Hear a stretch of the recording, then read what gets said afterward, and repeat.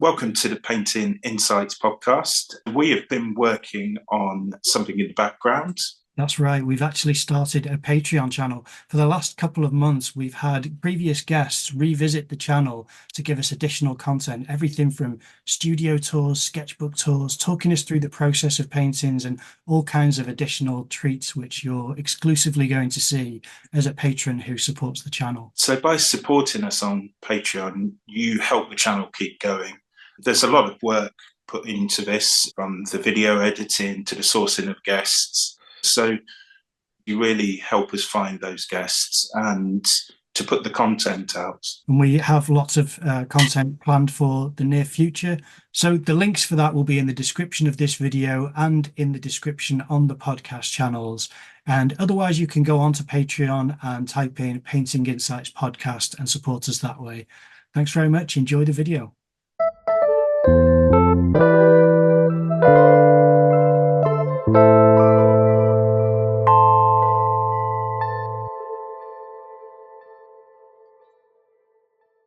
Would you mind introducing yourself for the audience, please?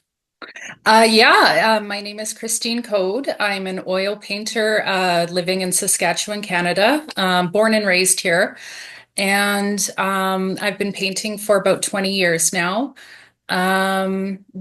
Primarily, lately, mostly landscapes and skies. And I would say in the last few years, things have really taken off for me career-wise. Excellent. Yeah. So what were you doing before you started painting? A variety of things. I waitressed when I was younger and things like that. And then I was taking university classes. I was taking psychology. And I had a few young kids at home at the time, and I needed a way to generate some extra income. And I thought, well, I could paint and try to sell the paintings because I always enjoyed painting. I had a fabulous high school art teacher, and she really encouraged me and when I was younger. So I kind of picked it back up again, and this was during the daily painters movement.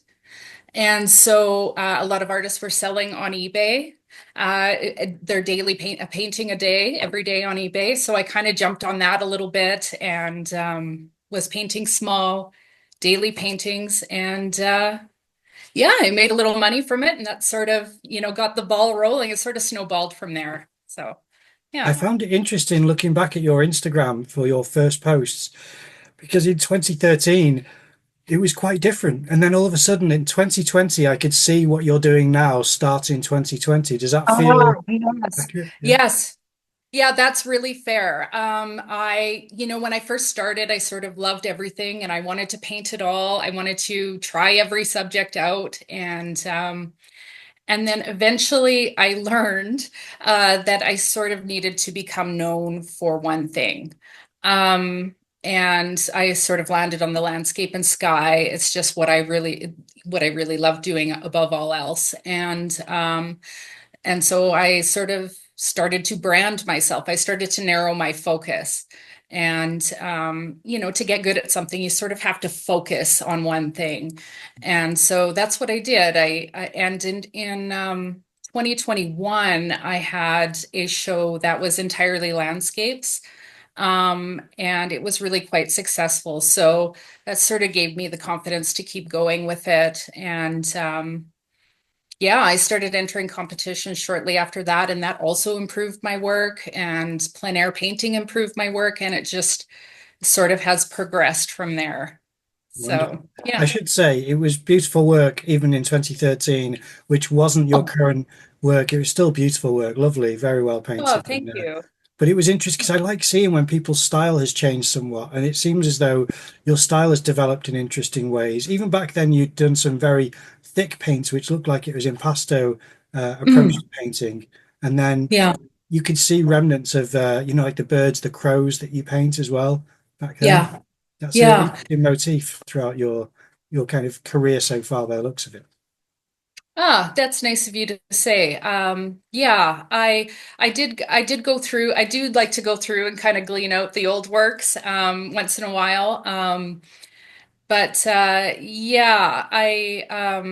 I think everybody wants to know how to get their style, and I think it's just time and experience. It's just putting all of those paintings behind you and painting every day, and then it just sort of it finds you. Your style sort of finds you as you go, and you realize what you love.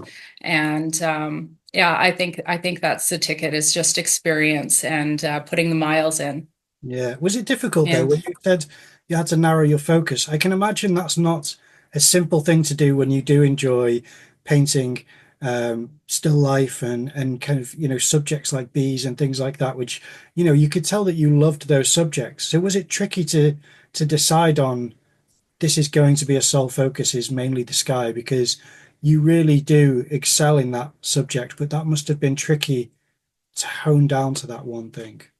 Oh, it's funny you say that, and I appreciate that. But I found that with a lot of other subjects, I was struggling a lot. I was Mm. really finding difficulty in them, and with the landscape and sky, not so much. So it was pretty easy to, make my choice. I mean, it wasn't that I all of a sudden one day decided, landscape and sky, this is it. But it was sort of a slow progression of leaning into that more. And actually, where I live has a lot to do with it too, because we are all flat, arable farmland, and so we have these huge skies. And the province's slogan is "Land of the Living Skies." So that's all we have to look at, really. So it wasn't difficult to sort of make that transition and change. Yeah, it came more naturally to me than other subjects. I mean, I love painting the birds and I love just letting loose and being abstract and pulling out the variety of tools to get those different marks. But it is more of a struggle because there's more drawing involved and you have to have everything in its right place for it to come off as a bird. Whereas the landscape, I can move a tree or I can change a cloud and nobody can have anything to say about whether it's right or wrong, right? So there's a bit more freedom in the landscape too. So. So when was it that you started moving things around? Did you always do that, or was that something you learned you were happy doing early on? So in the first, actually, for most of my career, I painted primarily from photograph. I only discovered the utility of going out and plein air painting. I would say 3 or 4 years ago. So I was painting primarily from photograph, and I had this misconception that my painting had to, follow the photograph strictly, and it didn't really occur to me to move things around to make a better composition. It's funny how that develops as you go. So once I studied more and studied other artists more, I realized, I can really get more creative with this. And especially in plein air, there never exists a scene that's exactly perfect. You sort of have to move things around to get the best composition. So that sort of developed as I went along too. Yeah.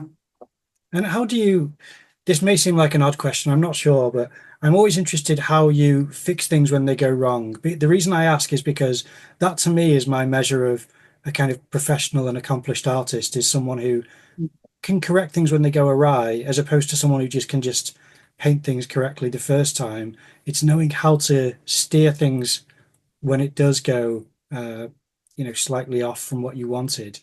That makes sense? I actually love when things go wrong because because I get the best atmospheric effects that way. Like if I have to scrape out a section and repaint it, it's more beautiful and atmospheric in that spot because of what was underneath. I used to get really frustrated and upset when a painting didn't go right in that first sitting in that first day because I thought, oh, what a waste of time that was. But I've learned over time that it's actually not a waste of time at all. Even if I paint over the whole thing with a completely new scene and subject, the paint layers underneath provide some interesting effects that would not be there if the painting hadn't failed in the first place. So, Yeah, I actually like when things go wrong. I like to be loose with everything. I kind of describe my process as being as making a mess and then cleaning it up. I have tried to do, really tight sketches or tonal studies underneath and then paint over top. And it felt too much like I was coloring in a coloring book and I had to stay in the lines, and it made me way tighter than I want to be.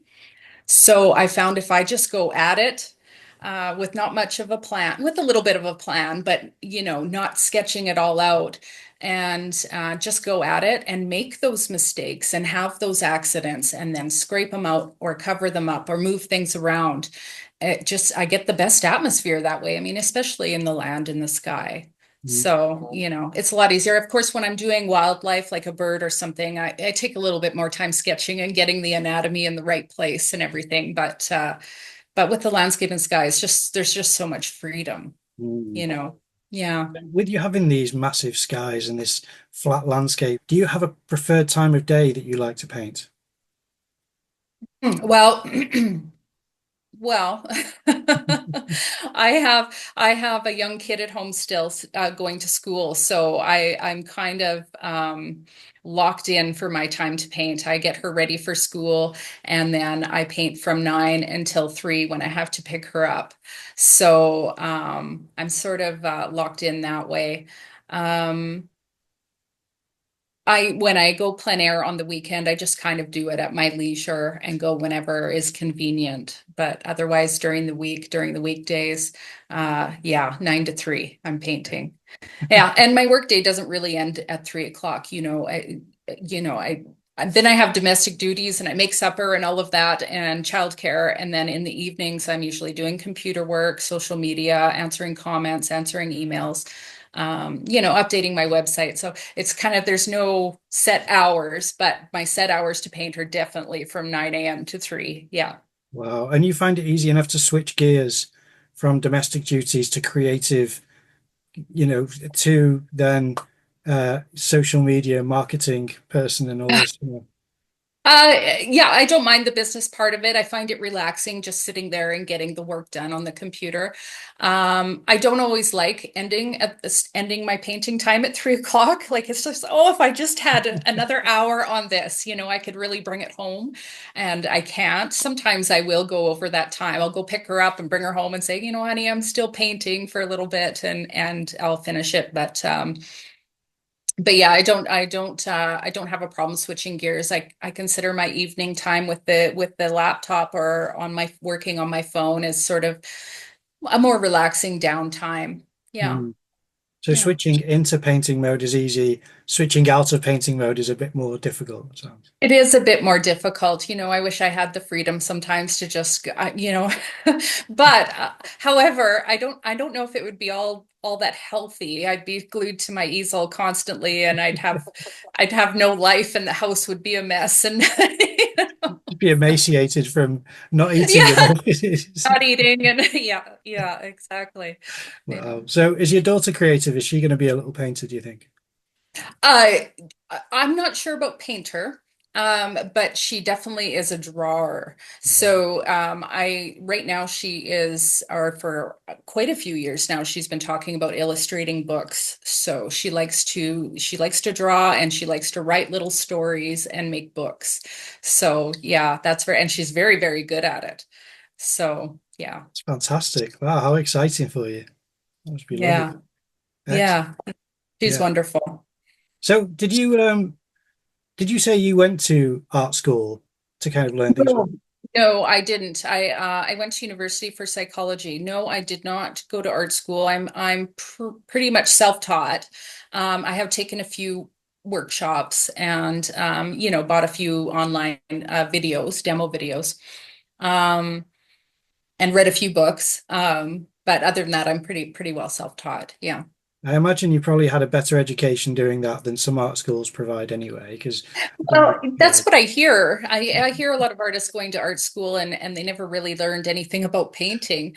Um, so I that don't was my I don't know. experience. Yeah, and I've heard a lot of that on here. So did you have any kind of mentor when you were started? Did you meet up with artists who you thought I look up to this person? Or No? No, and in fact, I was really quite isolated. And I don't know if that was self-imposed because I am sort of introverted. Um, but also I'm very rural. Like I live in a town of maybe 1,200 people, and I'm 3 hours away from any city. So I really felt quite isolated. Um, of course, the internet provides a lot of information. It's out there, it's for people to grab. So there's that. But I probably socially isolate myself a lot of the time. I joke and I tell people, I could be in my studio for 3 months straight and not see anybody, and I'd be perfectly fine with no social stimulation at all. So this is very, but I don't find it hard to be social. Like I can go to a gallery opening and be perfectly fine mingling and having conversations with people, but then I need a day to decompress after that Yeah. and stuff. So yeah. Yeah. No, well, I started interviewing artists during the pandemic, so it was a way to connect with people when we were all isolated, and Yeah. obviously Yeah, locked in our homes. exactly. So it was a way to socialize with people and talk about creative things. So it's been a blessing. It really has. Um, Sure. but when I went onto your website, I saw a lovely title straight away, which was, I think it was Expecting a Different Outcome. Is that one of your Oh, titles? expecting a different ending. Ending, Yes. sorry. Yeah. Yes. Well, so can you explain that title? What were you? Yes, I can. Yeah, I please. can. I started that painting as a live demo in the gallery at I call it my home base gallery because it's my gallery in my home province, Dervilia Art and Design in Saskatoon. And so I was doing a live demo at the gallery, and of course I have in my head what it's going to be. And I painted there for a few hours and brought it close to completion, but I brought it home knowing it needed more work. And then I completely changed it for whatever reason. It became an entirely different painting. So yeah, I titled it Expecting a Different Ending. So Oh, wow. yeah. Well, it's a lovely And of paint. course and of course the sun is setting, so it's, you know, the end of the day also. So it's yeah, Oh, yeah. it's a gift. The title gifted itself to you in that way, really. Ah, thank you. Yeah, sometimes titling them is really difficult, and sometimes the title comes to me almost immediately before I even start the painting. And if I come up with a title before I start the painting, it kind of sets an intention or tone for that painting. And then other times the painting is finished for a few weeks, and I can't come up with anything. It's difficult sometimes. So, Yeah. you know. I feel it's almost unfortunate to have to put words to something so visual because I feel as though Hmm. it will change the context of how people may view a piece. That's true. It can change the context. It can be a selling point as well. Or it can hurt. It can go both ways, I think. Yeah. Yeah. Yeah. Well, as far as you say you do workshops and demonstrations, how long have you been Mhm. doing that for? For me teaching, Mm. I actually I've done a few workshops. I did a few art school lives. Um, I I don't actually consider myself much of a good teacher. It's really hard to talk while you're painting, for one, and describe your process because you're not really doing that in the studio. You're kind of just quietly painting. So you're not used to talking about what you're doing. Another reason I don't consider myself a very good teacher is because anytime I've done a workshop, the students' canvas can be a complete disaster. And I'll go around and I'll look and I'll just be, oh yay, you're painting. Like you know, I have a hard time critiquing them or telling them they're wrong. I feel because there's so many art styles and I don't know what they're going for, what their intention is, or what their style is. And who am I to, tell grown adults that they're wrong? So I hope that people get enough from my workshops that they get their money's worth, but I'm not very good at correcting people because I just don't have the heart for it. So I don't know, maybe it's something that I will get better at the more I do. I haven't done very many, but I'm just happy people are painting. And I'd like to try to focus on teaching them technique and maybe how and color mixing and stuff like that, as opposed to I don't want a bunch of imitators running around either. So I want them to find their own way and find their own style. So yeah, like anything else, I might get better at it with practice, but yeah, I don't have the heart to tell people they're doing things wrong. So is it all different levels of ability? Is it beginners as well as intermediates? Or yeah. Yeah. I will just accept I will just take in it. I've taught a few workshops in my home, and it's usually like a group of people that are all like a bunch of sisters that are all related and stuff like that. And it's more of a fun thing for them to do in the afternoon. I'm sure they learned some things from it as well, but I don't go around and correct everyone, or you hear those horror stories of teachers going in and completely destroying what the student did and saying, now paint it again, or something like that. And I could not. Part of me loves that, even though when I've taught, I wouldn't dream of doing that. But part of Right. me loves the stories of just someone who's going to devastate you to go do it again because you've got to learn something from it. And if you trust them, you maybe could, but it's just hilarious. The idea that someone could do that to you is so funny. Absolutely. I mean, I'm sure it was a brilliant learning experience for them, Yeah. and I kind of want it done to me, Yeah. actually. Yeah. So I don't know, but I don't want people walking around thinking I'm the meanest person ever. So I can't do it. I can't. No. But yeah, I do see the value in it. Yeah. Do you find, is there anything that you can share which you've told a workshop similar to that, where people have had this epiphany from you pointing out something about painting or the landscape, or anything that you share with people? Anything you can? Yes. I think one of the main questions I get is how do I loosen up and be more expressive? And like you said with the pencil, it's a lot of it is holding your brush properly, because I see a lot of students pitching down on their brush like a pencil towards the end. And you want your long-handled brushes, and you want to really hold it back, and hold it not like a pencil, but more overhand, and that way you have less control, and that's what it's about. It's about less control. And another thing is turning that logical part of your brain off. Not telling yourself you're painting a tree, but you're just painting shapes, and you're simplifying it down into three values, a mid-tone and a dark tone and a light tone, to describe the shape and describe the form in simple shapes. Um, that's another part of it. I try to tell people not to be afraid of mistakes, as we discussed earlier, because going over and correcting or scraping out is where the fun lies, and that's where you get the most interesting mark making. And another thing that I noticed in beginning students is that they are very skimpy on the paint. And so I tell them to really load that brush up and really use a lot of paint. Don't be afraid of the paint. I heard C.W. Mundy say paint like a millionaire. And what he means is use that paint, and don't worry about the cost of it. Because that's where you get the most interesting effects and interesting marks. Yeah, So, yeah. that's I fun. Yeah, when I start a painting, I usually start with a natural bristle filbert, a large brush. That's another thing. Use as large a brush as possible for your canvas size. But I start with a natural bristle filbert, and it'll hold a lot of paint. You can really load that up. And I scrub in my shapes with that. And then I sort of I'll grab my synthetics, my flats, and then I'll start to clean up my mess. So smooth things out and make more sense of it.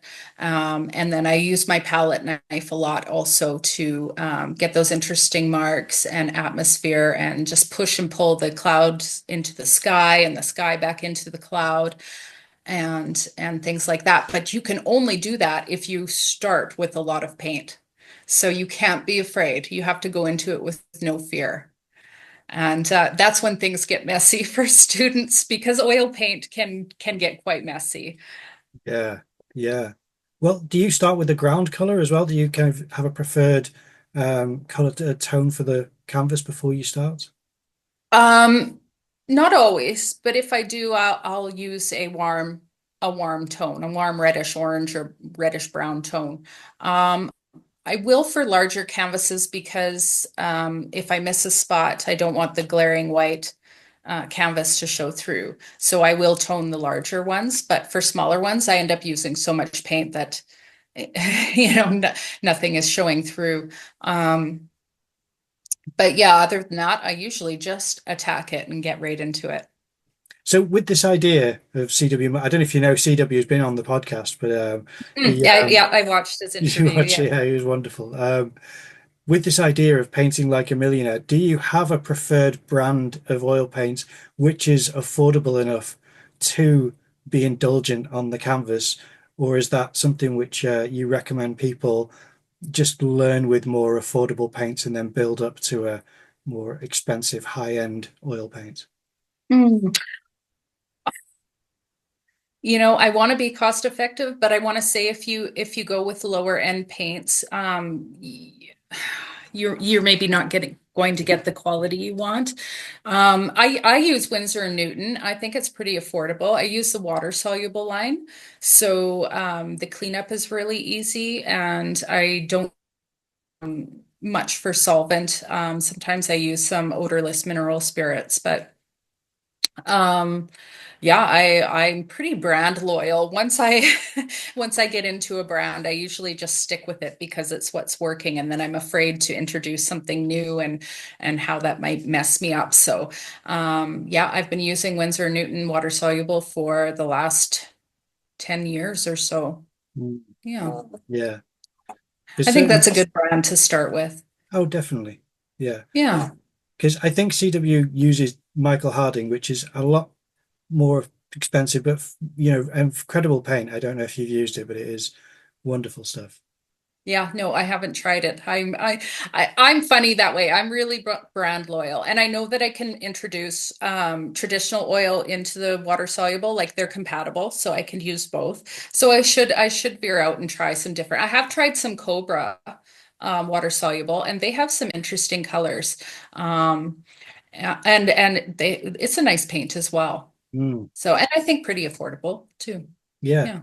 It's interesting. You're the second artist I've spoken to recently with water-soluble oils, and you're the second on the podcast in its entirety who've mentioned them. So my first was earlier today, actually, because I've had a few Oh, is interviews. that right? Yeah. Oh, that's So interesting. yeah, because I have water-soluble oils myself, and I've only used them a couple of times, and I think it's not enough to get to know them, because I think once you're used to oil paint, standard oil paint, water-soluble obviously is going to work slightly different. Um, Mm.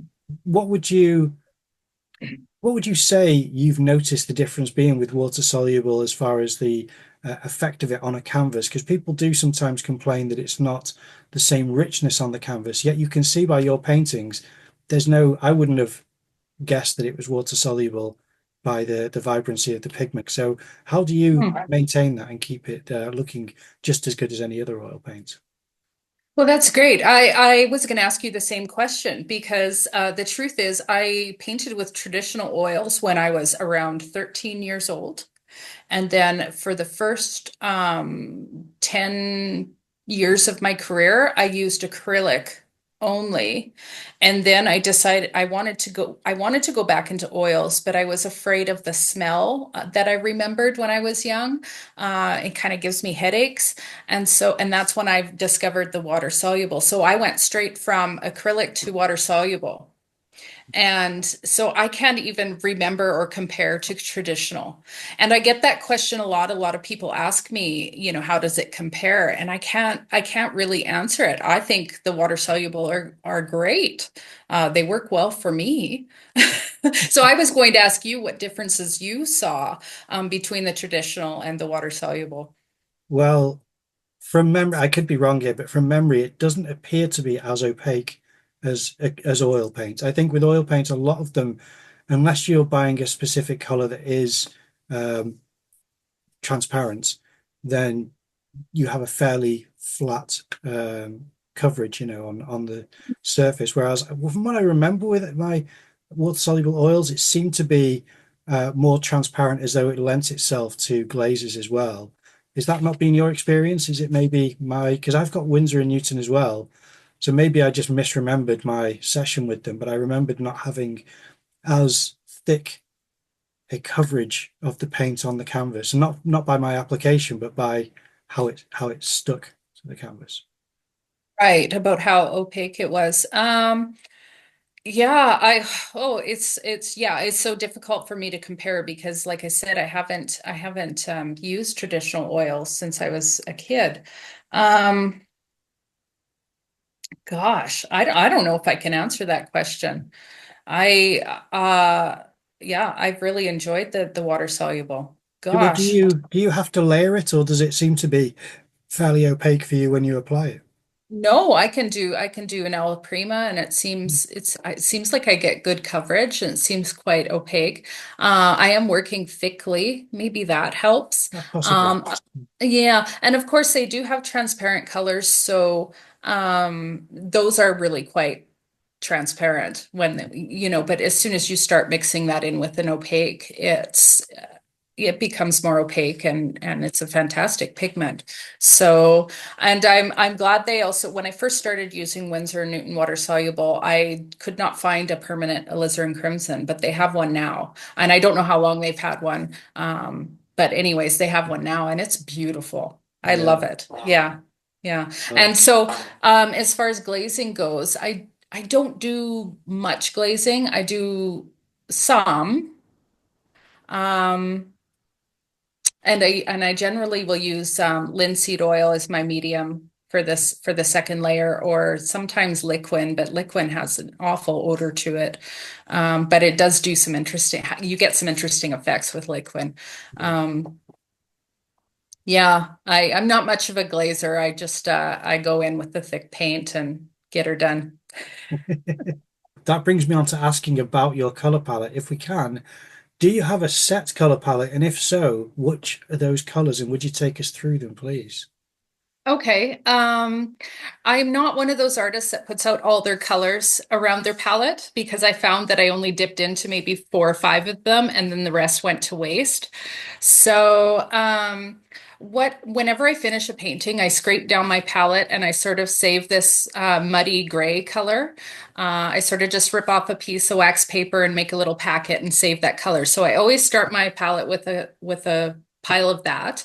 And then typically I have ultramarine blue, alizarin crimson permanent, cad yellow light, and I can get by with those and titanium white. And then for my foreground, I'm using burnt sienna, sap green, and yellow ochre.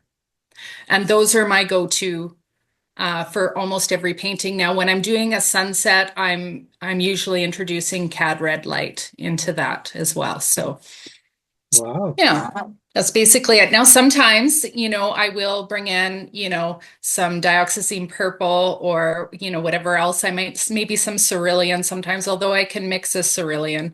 But other than that, that's usually my set palette. That's interesting. And have you ever experimented with other whites, or are you quite happy with titanium? I did have what was the white called? It was by Winsor and Newton. It was a water soluble. I don't, it wasn't lead white, zinc Zinc white. white. And I found that it wasn't opaque enough. I was having to use a lot of it to get the mixing power that I can get with titanium. So I stopped using it, but I did experiment with it. Yeah.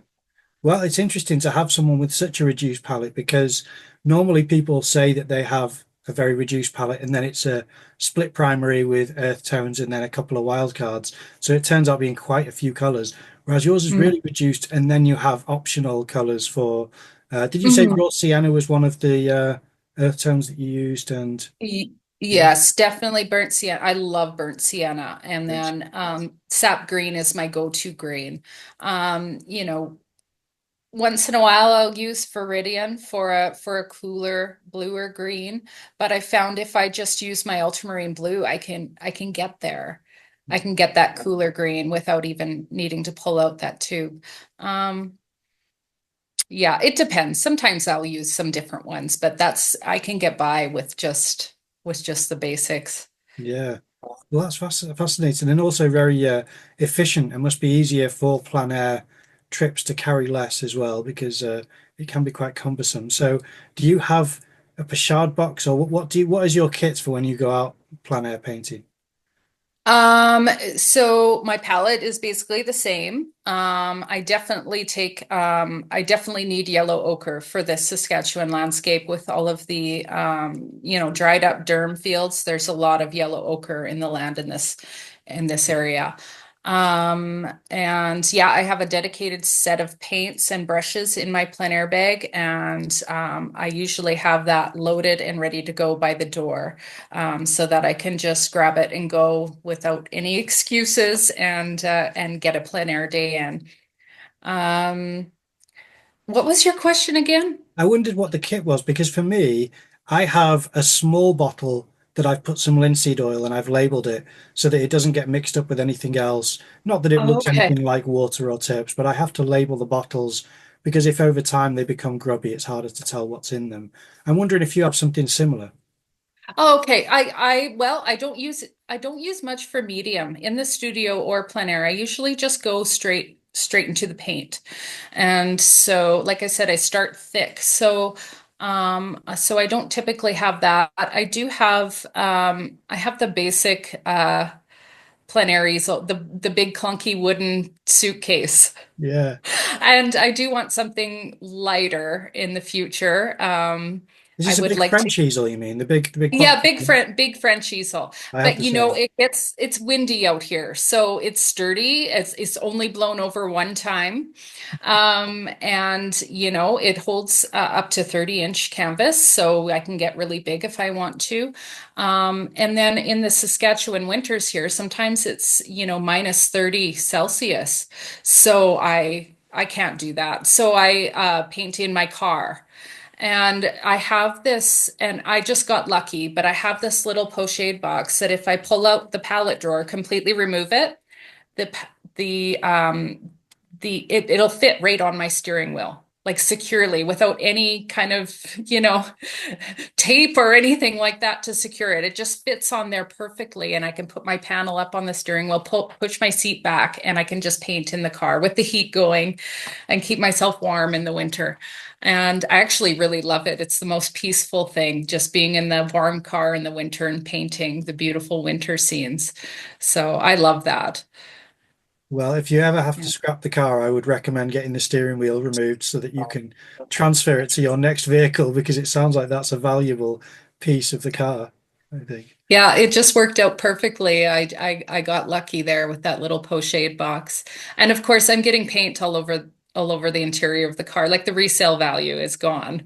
I when I first started doing this, I was very careful at first. I opened up a garbage bag and I laid it on the seat and tried to be very, very careful. And then all of a sudden, there's paint on the visor and there's paint on the door and there's paint on the steering wheel. And then you just kind of let it go after a while. It's just not worth it anymore. The painting is worth more than than the vehicle. So it's my plein air mobile. Well, you must have, a month's worth of grey if you scrape down all the surfaces of the car as well. You'll have a grey you could use a grease piece of paper in it. But that's Yes. fantastic. Yeah. Yeah. Yeah. Um, I was going to say as well, when it comes to plein air, I'm always curious about in different countries because I've never been to Canada. I'd love to. What's the wildlife situation? Is there anything you need to contend with out there or prepare for, where you think, you can come across something which is an animal of some kind that you want to be careful about?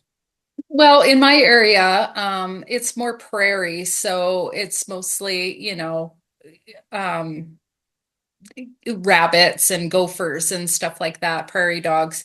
And then, of course, there's birds, but no, there hasn't been much to contend with. One time I was painting in this area. My husband was with me at this time, and he did a little walk around while I was painting. He said, you know what? Like, he was about 8 feet away from me. He said, you know what? This is a badger hole. And of course, then I started getting stressed out a little bit and finished the painting up quick and wanted to leave. And I've never gone back to that spot. I definitely won't go alone. I'd maybe take my husband with me if I went back, but and that was the closest brush I got to with anything. We do have deer around, but they're shy. They don't want to be near you or come up to you or anything. So no, I've had no close brushes and no good stories there with wildlife. No, that's good. It sounds like similar wildlife to what we have here. I mean, we have a Mhm. badger that visits the house and rips up our front doormat and rips up Mm. the the plants and the soil, trying to look for grubs and things. So, but Oh, it's I've not come across it, so thankfully there's no issue with us having to meet each other. But beautiful creatures, just obviously not worth seeing in the flesh necessarily. If no, no, they're very mean and yeah, aggressive. Yeah, yeah. yeah. But there we are. Yeah, lovely. And so do you not have to travel far then by the sounds of it to get this amazing rural landscape you just out your back door you have it, or do you still travel quite far to get to certain locations? Um, no, I love it here because we have all 4 seasons, so there's always something interesting to look at and different, the landscape under different light. You can go to the same spot in all 4 seasons and it's different. And I love the farmland and the flatness of it all. And then I'm a 10-minute drive south. There's the river and there's river hills, and I get the atmospheric effects with the blue hills in the back and water nearby. So I really do not have to travel far to find really nice scenes. What we are sparse in this area is trees because it's all flat farmland, and I really do crave finding those areas that have naturally dispersed trees. Of course, there's trees planted around farmyards, but it's all a perfect square shelter belt, and it's not, aesthetically pleasing for a painting all the time. Um, so I tend to go more south and into the hills, and I can find the sagebrush and the naturally dispersed trees and all of those interesting scenes. But if I step out the door and the clouds are doing their thing, that's going to be my focus, and it doesn't really matter what the foreground is doing because I'm going to have 3/4 sky anyway. But if the clouds aren't doing much, I tend to head towards areas where I know there's some trees, some shrubs, hills, and stuff like that. So, yeah. There's something which I meant to ask you earlier. So if I could go back to something you said earlier on, you mentioned in I think it was 2020 that you said you had a solo exhibition, maybe 2021, yes. 21, sorry. So how did that come about? Where did that opportunity come from? Because I know that you've won a lot of awards and you've got placed very well, which is congratulations because your work is fantastic. So I was looking on your website, all your achievements. It's wonderful. Was it Oh, related thank to you. that or was it not around that time? No, it was a local show. So I think that they just found me on the internet, found me through social media and asked me to do a show. It was in a small town, not too far from where I live. And but it was a beautiful venue. It was an old courtroom that had been transformed into kind of an art gallery. So it was beautiful in there, all the original wood and everything. And then at the end of that show, the ladies there that put it on had told me that they had never sold that many paintings before out of all the shows they had done. So it really gave me the confidence. And that's when I started feeling confident enough to enter competitions and put myself out there more. And I started posting on Instagram more because prior to that, I wasn't really utilizing Instagram very much. And then I think in entering those competitions too improved my work as well, because you're sort of judging yourself against the competition, and you're looking at where you need to improve to get into to place in the competition. And then of course at the same time I was doing plein air work, so that really improved my studio work as well, just studying outside and observing the natural effects of light, and seeing the true color and value of things as opposed to working from photographs. So yeah, I think all of those things sort of culminated all at once. And then my social media, all of a sudden on Instagram, it just took off one day. Like I used to be happy with maybe 100 likes on a post. And then one day this one post was getting, like 1,000 likes. And what's going on here? So I looked, and something hit the explore page. And then ever since then, my Instagram just started climbing like crazy. And I have no idea why, so I can't give anybody a recipe for this, but it just sort of happened. And then while that was exploding, I was winning the awards. And then in the spring of 2024, last year, my phone was ringing off the hook with US galleries wanting to represent me. And of course, at the time, I was sort of starved for representation. I was starved for that acknowledgement. And so I was saying yes, yes, yes to all of these galleries. And then before I knew it, I was up to 10 galleries. And I was like, wait a minute, you know, so now I'm super busy trying to keep 10 galleries happy. It's just been crazy. All my days are blurring together, but Well, yeah, it's been great. Long makes your story. no, it's great. I mean, it makes your time all the more valuable, which is why I very much appreciate your time for this meeting, really, because it's obviously difficult to juggle all those demands. And do you vary the scale of your work as well, or does it always stay to a certain size that you're comfortable with? Yeah, I used to love just painting small. I could get it done in a day, alla prima, and out the door, and it just seemed really efficient. And then with these galleries, of course, they prefer larger works, and because really that's where the money is in the larger works for both of us, really. So I started to get larger and larger, and now that I've painted so many large paintings, these small ones are sort of intimidating for me, because it's like, how do I get the vastness of the sky in this small 10 by 10, you know? Um, but yeah, sometimes I'm sending smaller ones to some galleries, but a lot of them do want the larger works. My gallery in my home province, she will take pretty much anything for me, and she even takes some of my plein air works, which is really exciting. And then the other galleries typically want large sunsets.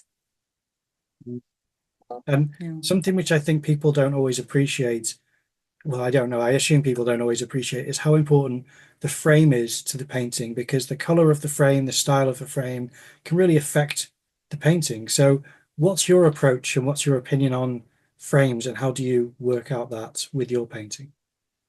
Okay, so my husband is framing my work in floater frames, and he's using hardwoods, natural hardwoods, and he's just treating them with a clear coat, so the natural color of the wood is coming through. So he has a variety of woods. So I'll typically pair like a blue sky with sort of a lighter, cooler color wood, and then my sunsets typically get a darker, warm wood. Um, and his frames have been really well received. He's a perfectionist, so he does put everything he has into them, and they turn out beautiful. And they're not your typical floater where it's very thin on the face. His are 3/4 inch, so they're a bit bulkier. It makes for heavy frames because they're hardwood. And it makes for heavy packages for shipping as well. So I have to factor that into my pricing, especially shipping to the States and to the UK. It gets quite costly. But yeah, I think the frame can make the painting, so he made little samples of all of the woods that we have available. and we'll hold it up to the painting, and sometimes we agree and sometimes we disagree, but it all works out in the end. So Well, you sound yeah, like an amazing couple. I mean, is he a carpenter by trade? no, he just sort of got into woodworking. Oh, I don't know, I would say 5 years ago or so. He started getting into woodworking, and then I said, well, if you're into woodworking, you could start making me frames. And so it just kind of snowballed from there. Yeah, and he turns wooden bowls and vessels in hollow forms, and really enjoys that too. So, but he has a full-time job. He manages a grain facility in town.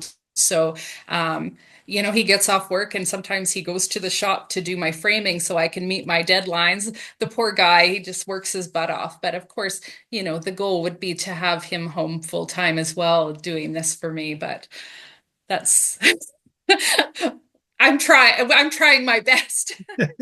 That's down the road. That's an Yeah, aim down the road. Yeah.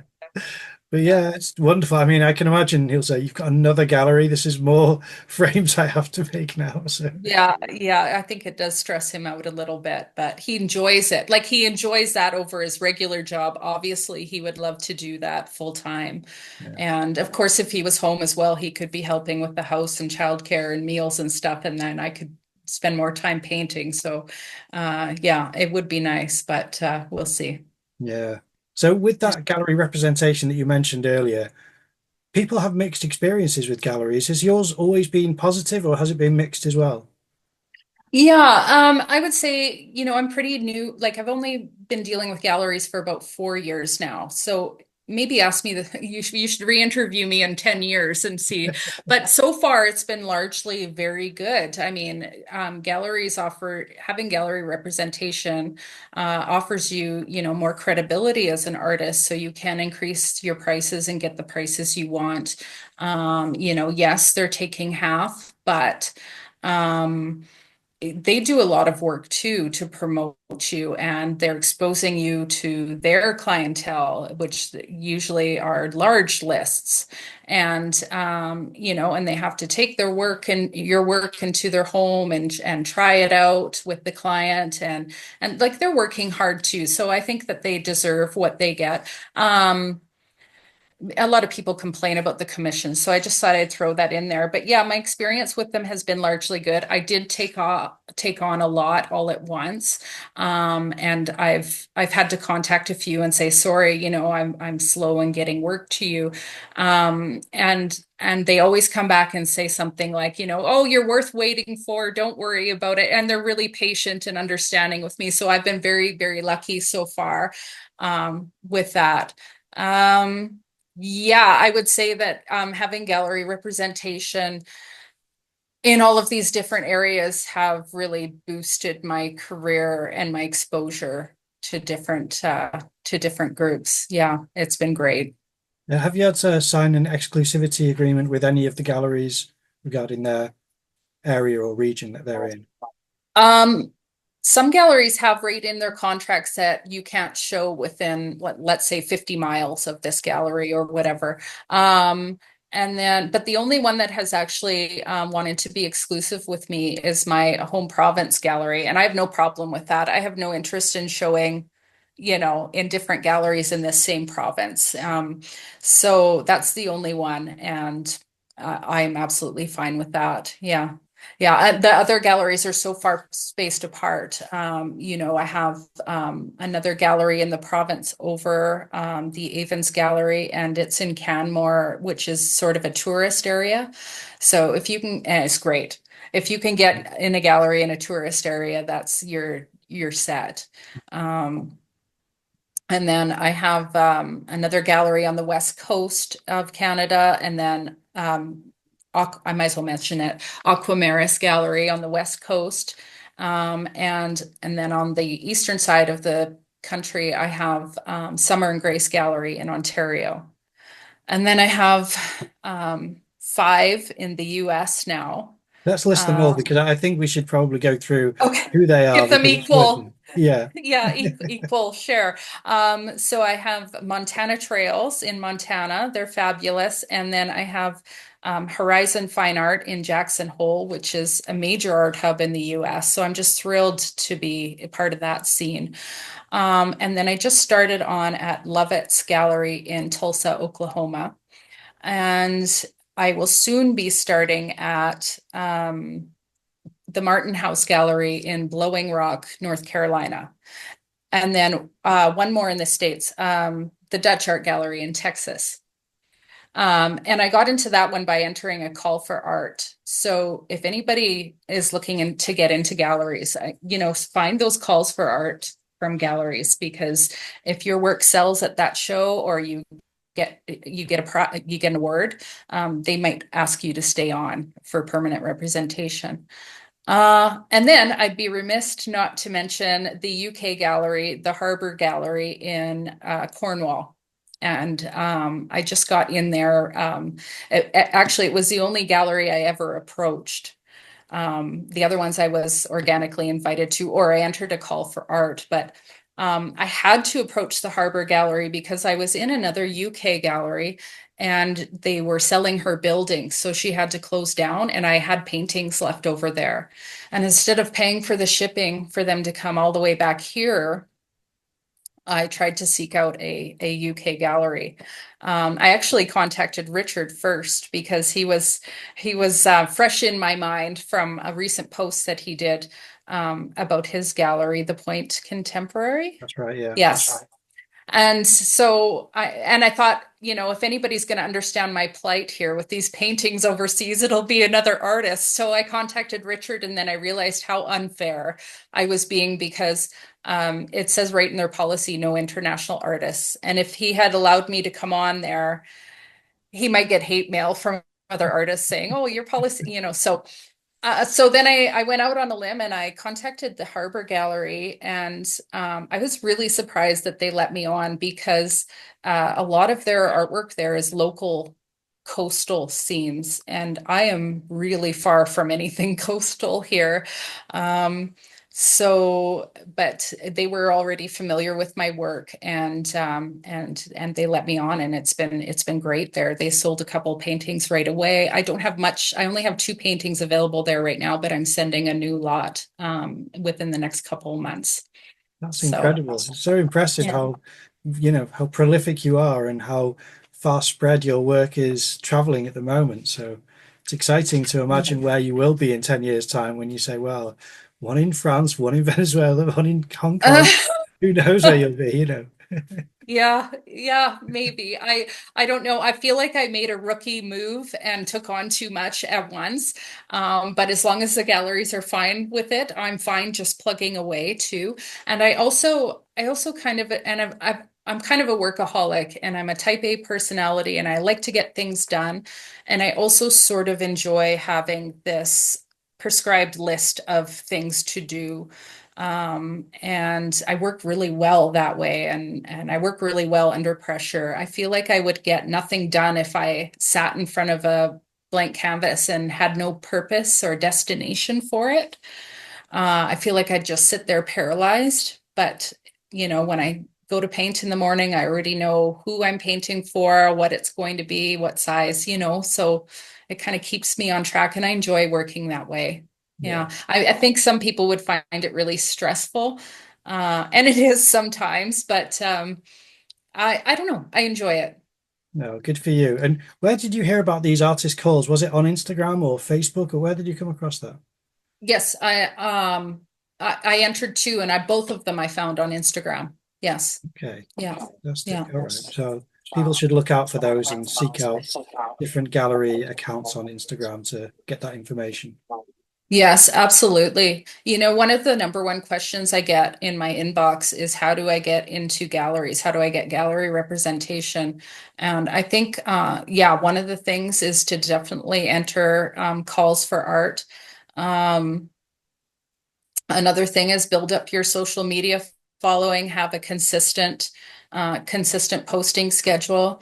Have, when when people land on your social media page, they should be able to tell within a millisecond what you're about.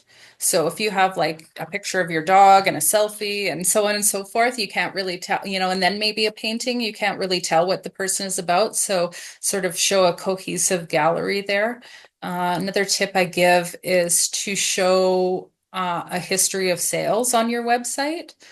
Sort of have a good ratio of sold to available. Yeah, I would say just keep plugging away and improving your art, and they will come. I have no idea what it was in the air in the spring of 2024. It just seemed to all come at me all at once. And I'm still kind of trying to wrap my head around it. Anytime I do get a minute to breathe, I'm like, this is my life. What happened? Well, it's wonderful and well deserved. But if people can't see your work in person, where online would you like them to go? Any viewers and listeners, where would you like them to go online to see your work and support you that way?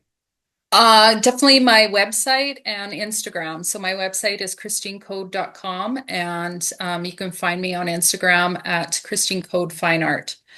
Yeah, those are the places that I update most regularly. Of course, I'm on Facebook as well. Christine Code Fine Art on Facebook as well. Excellent. Well, that will be on the screen for people to see. It'll be in the video description below, and on the audio platforms, it will be in the description beneath the audio as well. So we do recommend all of our listeners and viewers to check out the links, go and support the artist. Christine's work is absolutely beautiful. It's been a real pleasure having you on the podcast. Thank you for being a guest. Thanks, Simon. I've really enjoyed our conversation today.